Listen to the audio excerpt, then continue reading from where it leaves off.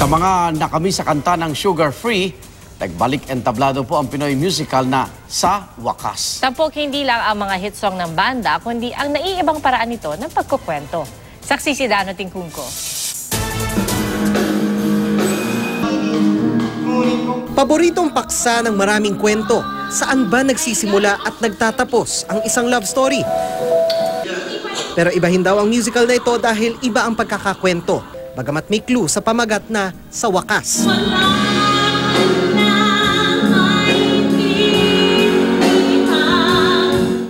Ang hindi karaniwang daloy ng mga tagpo tinahi gamit ang mga hit na kanta ng bandang Sugar Free tulad ng Tulog Na, Hari ng Sablay at Pinakamagaling na Tao sa Balat ng Lupa. We wanted to reflect the lives of the people that we know. We wanted to be a musical that is I guess a time capsule of this generation.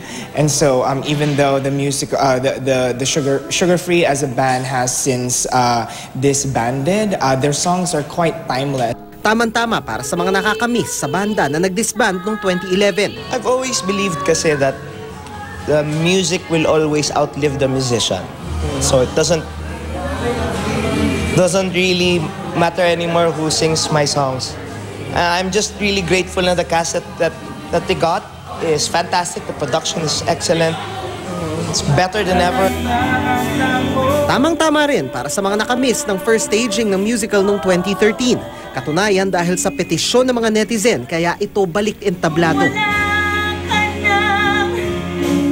Reintroducing Sugar Free to this generation and recontextualizing it. Sa unang staging din, unang narinig ang bonus na kantang Bawat Daan na isinulat para sa musical ng dating Sugar Free frontman na si Ebe Dancel. Nag-hit yan ang ma-release officially noong 2015 at muling maririnig sa restaging ng Sa Wakas. Mula sa kwarto ni Ebe, ngayon, naririnig na ang mga tagus-pusong kanta niya sa entablado. Isa lang sa dumaraming Pinoy musical na nagtatampok sa mga kantang OPM. I started making songs in my bedroom. And so for them to make it to this kind of stage, ma-translate siya into a musical, it still overwhelms me to this very day.